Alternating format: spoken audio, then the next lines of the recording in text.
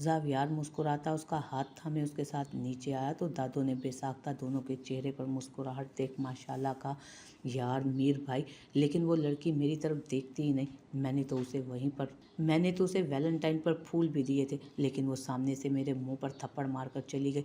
जायान मिसनी सी शक्ल बनाता अलमीर को जैसे बहुत बड़ी बात बता रहा था, बल्कि एक अहम मशवरा मांग रहा था, जबकि जैद भी उनकी बातें गौर से सुन रहा था।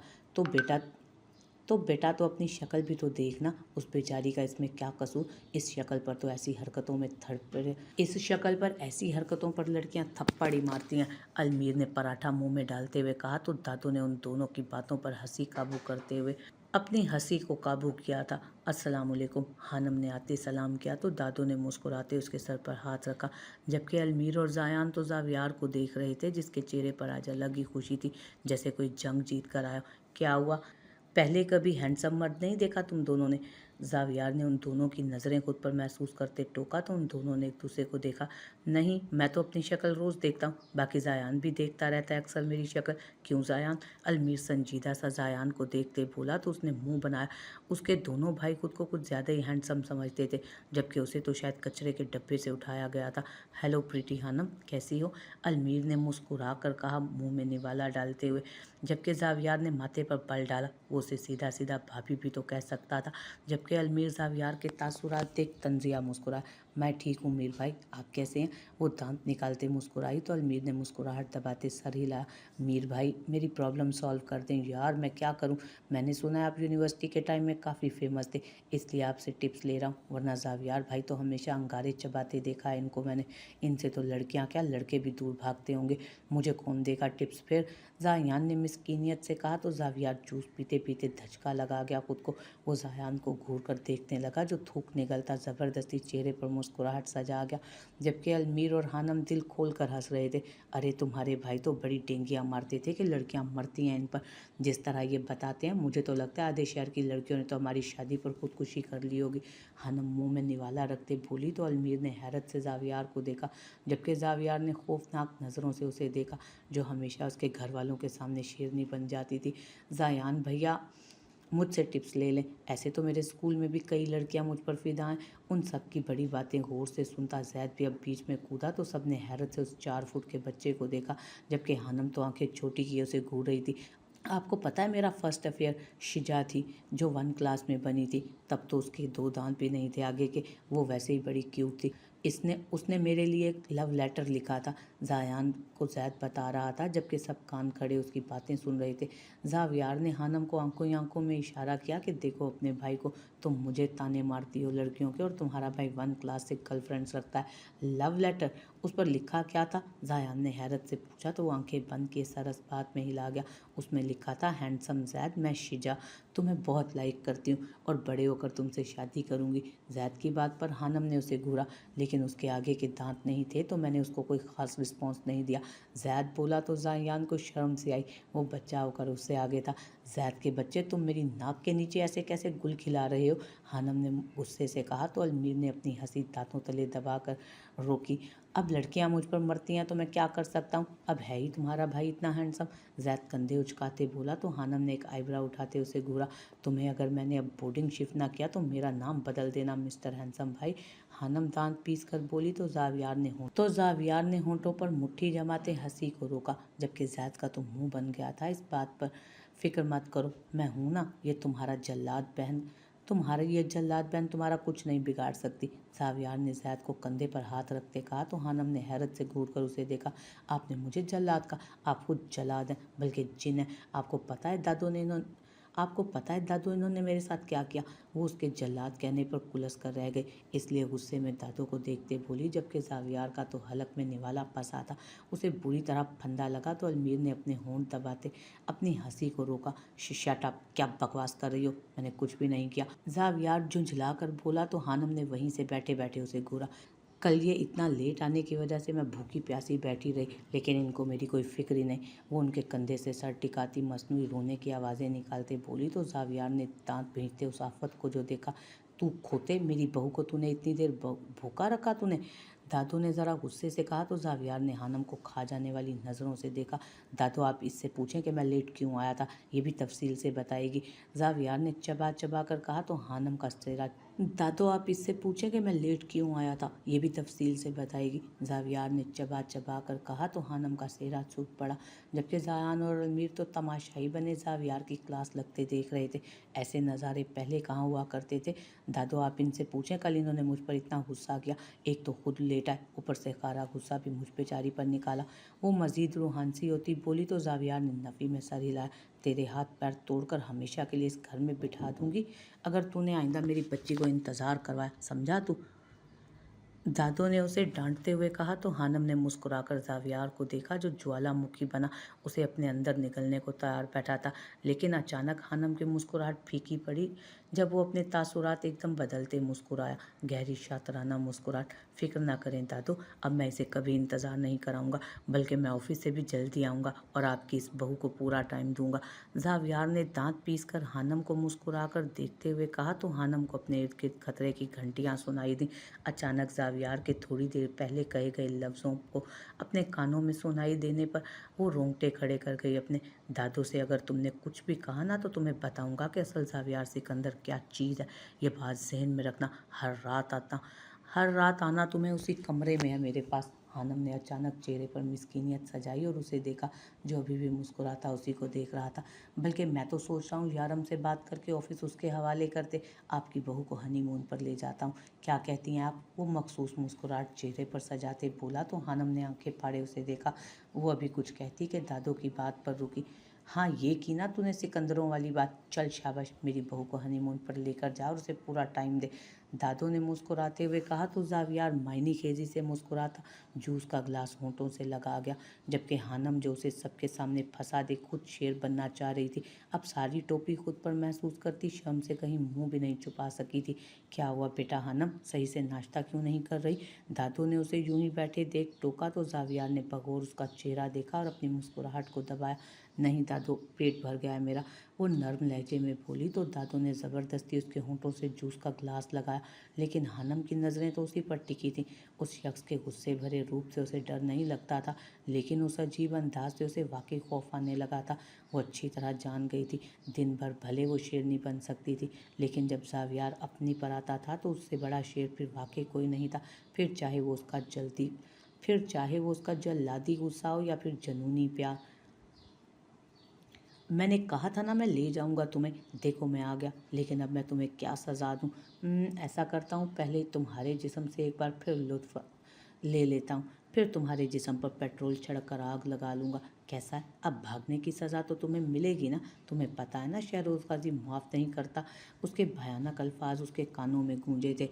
वो उसकी आवाज़ बहुत करीब से आ रही थी। वो आ गया था। वो अचानक बुरी तरह चीखने लगी, नहीं नहीं, बचाओ मुझे, बचाओ एंजल बचाओ।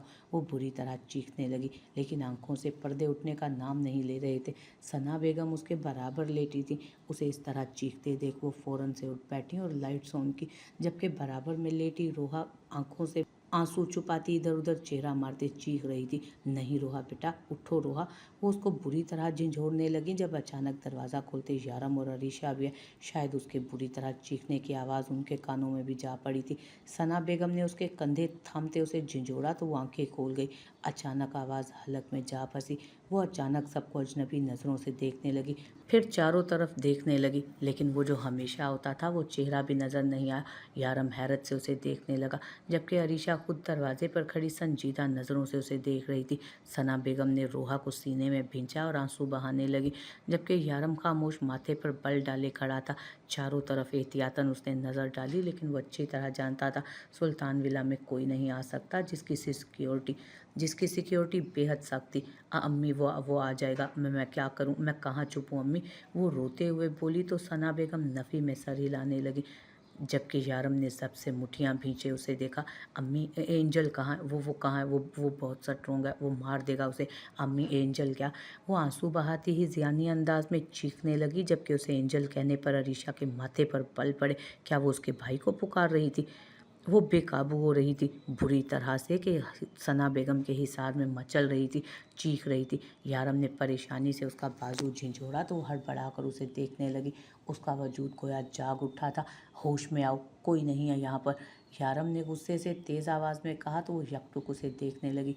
चेहरे पर खौफ व हरास फैला था। यारम, वो बगौर उसे देखती अटक अटक कर बोली, जबकि ये मंजर देख अरीशा दरवाजे पर खड़ी सरता पैर झुलस उठी थी।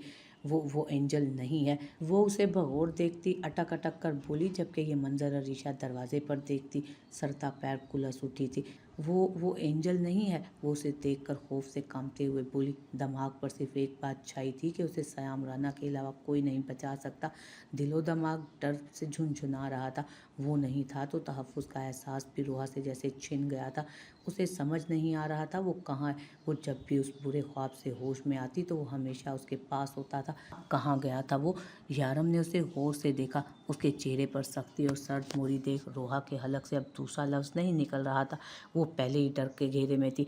यारम के ऐसे गुर्राने पर सहम गई थी पूरी तरह। वो अपने घर में है और ये मेरा घर है। यारम ने सख्ती से लफ्ज़ अदा किए तो वो आंसू आंखों में लिए खामोशी से सर झुका गई।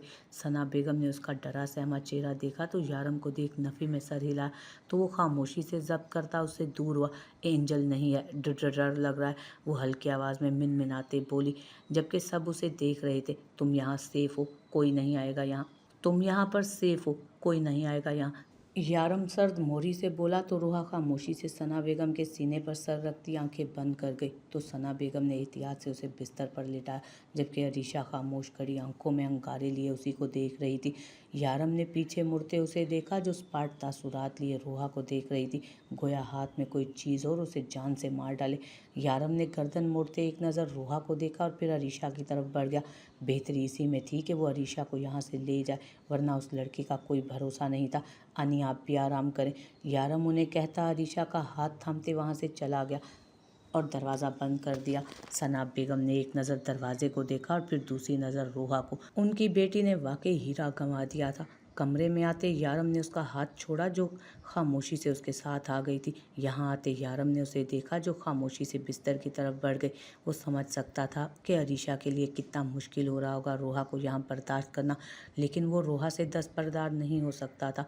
मोहब्बत ना सही, उसकी खाला की बेटी तो थी। भूख लग रही है, यारम ने उसके पास आते हुए कहा तो अरीशा ने एक आईब्रो उठाई। खाना तो खाया था ना आपने? अरीशा की बात पर यारम उसके बराबर आकर बैठा और अपना फ़ोन उठाया। हाँ, लेकिन अब फिर भूख लग रही है। वो गोया बात करने का बहाना ढूंढ रहा था। तो फिर मुझे क्यों कह रहे हैं? मेड से कहें। अरीशा को कहाँ ये काम करने की आदत थी, इसलिए आमतौर पर वो कहती वापस पलट गई बिस्तर पर और लेट गई। शादी मैंने मेड से की है, यारम ने आईब्रो उठाते कहा तो अरीशा जो आंखें बंद कर गई थी उसकी बात पर झट से आंखें खोलती माथे पर बल डाल गई। इस फजूल सी बात का क्या मकसद है? आपकी हिम्मत कैसे हुई ये बकवास करने की? वो गुस्से से घुराई तो यारम ने उसे घूरा। तमीज़ भूल रही हो तुम अपनी, कहा है ना मेरे सामने ऊंची आवाज़ में बात मत किया करो, यारम ने सख्ती से कहा तो वो आगे से उसे खामोशी से घूरने लगी। बीवी तुम हो, इसलिए खाने का इंतज़ाम भी तुम ही करो। बीवियों को कम से कम इतनी कुकिंग तो आनी चाहिए कि जब उनके शोहर को रात गई भूख लगे तो वो कुछ बना कर खिला सकें। यारम ने जानबूझकर उस पर तंज किया तो वो गुस्से से उसे घूरती ब्लैंकेट को गुस्से से एक तरफ फेंक गई। कहाँ जा रही हो? यारम ने उसे ऐसे उठते देख पूछा जब अपने बालों को कैचर में कैद करती स्लीपर पहन रही थी। शोहर के खाने का इंतज़ाम करने, वो फाड़ खाने वाले लहजे में बोलती दरवाज़ा खोलकर बाहर निकल गई कि यारम ने हंसते हुए नफ़ी में सर हिलाया और खुद भी अपने पैरों में स्लीपर डालते कमरे से बाहर निकल गया। शक नहीं, यकीन था कि उसकी फुअड़ बीवी को कुछ नहीं आता होगा, फिर भी उसके कहने पर गुस्से से निकल गई थी बाहर, क्योंकि यारम कहे और अरीशा करके ना दिखाए ऐसा नहीं हो सकता था। वो किचन में आती किचन को अजीब नज़रों से देखने लगी। खाने के नाम पर तो उसने कभी पानी भी बॉयल नहीं किया था।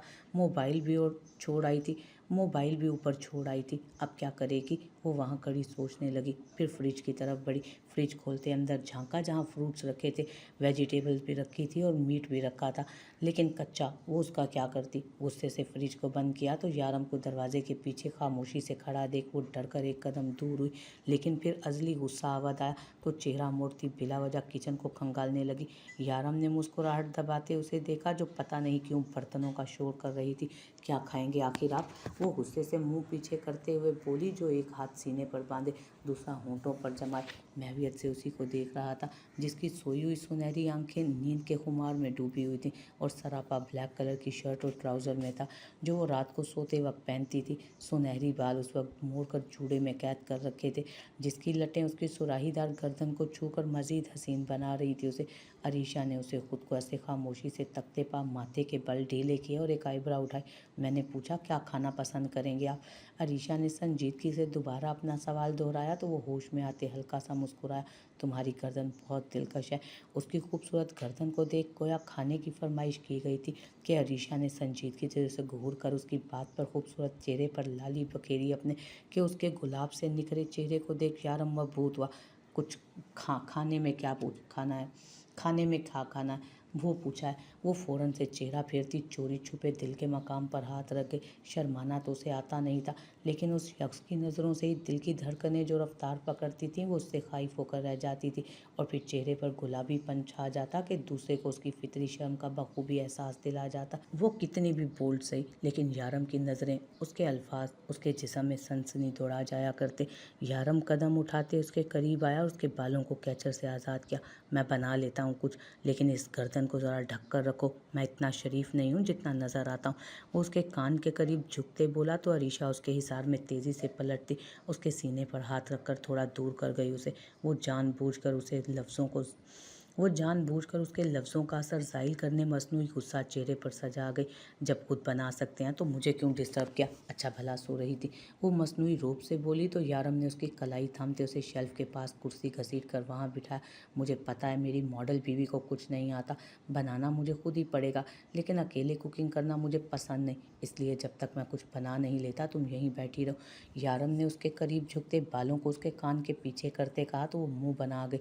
लेकिन मुझे भूख नहीं लग रही, वो चिढ़कर बोली। उसे बहुत नींद आ रही थी उस वक्त। तो मैं क्या करूं?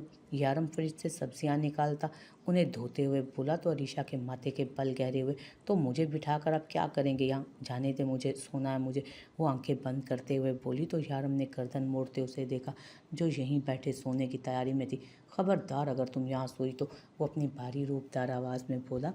तो वो जो आंखें बंद करती सर शेल्फ पर टिका गई थी उसकी तेज़ आवाज़ पर झट से आंखें खोल गई।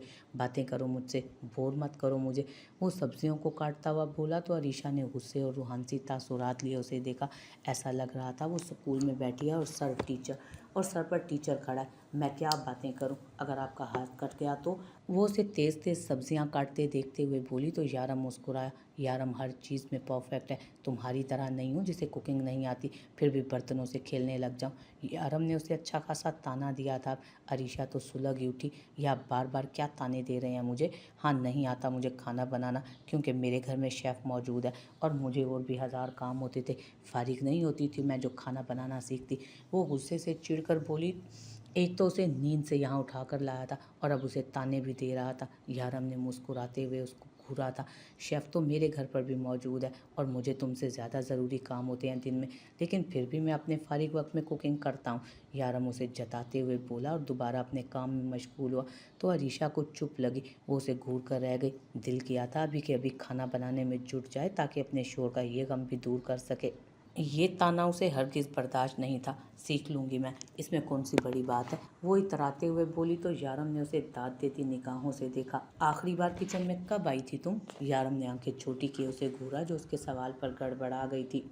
ये तो उसे खुद भी याद नहीं था कि वो कब आई थी। उसने कुछ बोलने के लिए मुंह खोला ही था कि यारम ने उसे खामोश करवाया। रहने दो, तुम्हारे चेहरे ने सब बता दिया, वो नफ़ी में सर हिलाता बोला और पास्ता प्लेट में निकालने लगा जो अब तैयार था। तो अरीशा ने मुंह बनाए उसे देखा, लेकिन पास्ता देख अब उसकी भी भूख जाग उठी थी।